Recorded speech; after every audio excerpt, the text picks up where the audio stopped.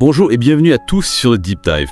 Aujourd'hui, on va plonger ensemble au cœur d'un sujet qui, je pense, nous touche tous, la transformation personnelle. Comment est-ce qu'on change de belles faits? Comment on arrive à transformer sa vie? Et pour explorer cette question, on a une source vraiment captivante, un extrait d'un podcast en français intitulé « Changer de regard, transformer sa vie ». Exactement. On va décortiquer ensemble une conversation entre un animateur, François Ahéné, et son invité, et on va essayer de comprendre comment ce qu'ils disent peut s'appliquer à vous et à vos vies. Alors on va commencer par le commencement. L'invité, il explique au tout début du podcast qu'est-ce qui l'a poussé à entreprendre cette transformation. Il se sentait en fait coincé dans une routine. Vous voyez ce que je veux dire là-bas? Cette sensation de faire toujours la même chose, sans but, sans signification. Est-ce que ça vous parle? Est-ce que vous avez déjà ressenti ça? Oui, c'est une situation assez commune, on va dire. Et ce qui est intéressant, c'est que l'invité, il a eu cette prise de conscience, il s'est rendu compte qu'il n'était plus en accord avec la vie qu'il menait. Et c'est vraiment une étape cruciale pour amorcer un changement. Il faut d'abord reconnaître qu'il y a un problème, qu'on n'est pas satisfait de la situation actuelle. C'est seulement à partir de là qu'on peut commencer à construire quelque chose de nouveau, quelque chose qui nous correspond mieux. Et face à ce constat, il se pose des questions. Il se demande quelles sont mes valeurs, qu'est-ce qui est vraiment important pour moi, quels sont mes rêves, mes aspirations d'air.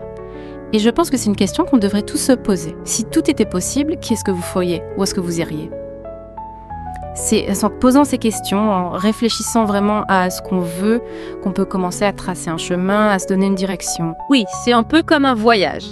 Si on ne sait pas où on veut aller, on risque de tourner en rond, de perdre du temps et de l'énergie. Cette introspection, c'est la première étape. C'est la boussole qui va nous guider vers la vie qu'on souhaite. Alors, une fois qu'on a identifié nos aspirations, nos valeurs, qu'est-ce qu'on fait? Est-ce qu'on change tout du jour au lendemain? Est-ce qu'on plaque tout et on part vivre sur une île déserte? Eh bien non, l'invité nous dit qu'il ne faut pas brûler les étapes. Il faut commencer petit à petit par des petites actions, des changements modestes mais concrets. Par exemple, si vous voulez faire plus de sport, vous n'allez pas courir un marathon dès le premier jour. Vous allez commencer par une petite promenade, puis augmenter la distance et l'intensité progressivement. L'important, c'est de créer une dynamique, de se mettre en mouvement et de progresser à son rythme. D'accord, donc il faut y aller étape par étape, se fixer des objectifs atteignables et surtout ne pas se décourager en cours de route.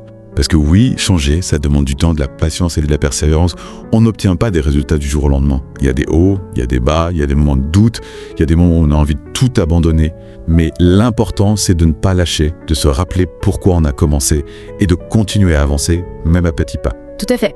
La persévérance, c'est la clé de la réussite. Il faut savoir être patient, bienveillant envers soi-même et ne pas se laisser décourager par les difficultés. Et justement, en parlant de difficultés, l'invité nous parle des obstacles qu'il a rencontrés sur son chemin. Le premier, c'est le doute. Ces petites voix dans notre tête qui nous disent « T'es pas capable, tu vas échouer, ce n'est pas pour toi ». Est-ce que vous les connaissez, ces petites voix? Moi, je les connais bien. Elles sont toujours là, prêtes à nous décourager. Ces pensées négatives, ce sont souvent des croyances limitantes qu'on a intégrées au fil du temps.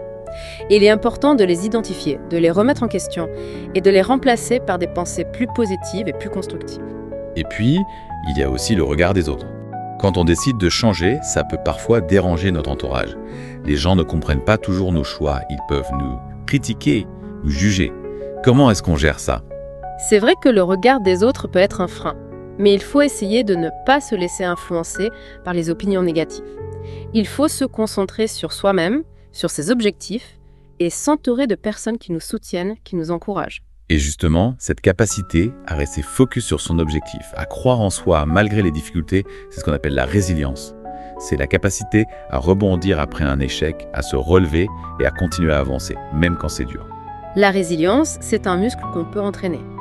Plus on se confronte à des difficultés, plus on apprend à les surmonter et plus on devient fort. Alors, après avoir traversé toutes ces épreuves, quels sont les bénéfices de la transformation pour l'invité?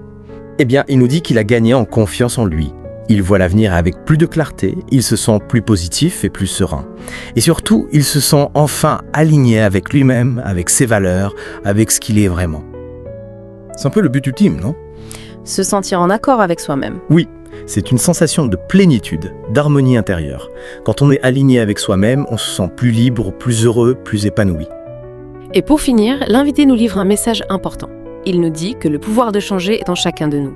Il suffit d'avoir le courage de commencer, de faire ce premier pas, même s'il est petit. Et il nous rappelle que ce sont souvent les petites choses, les petits changements qui font les grandes différences. C'est vrai. Il ne faut pas sous-estimer le pouvoir des petites actions.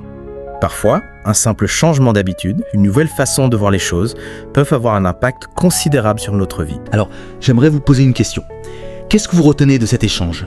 Quel est le message qui résonne le plus en vous?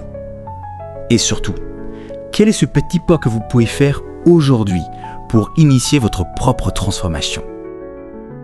Merci de nous avoir écoutés et à bientôt pour un nouveau Deep Dive.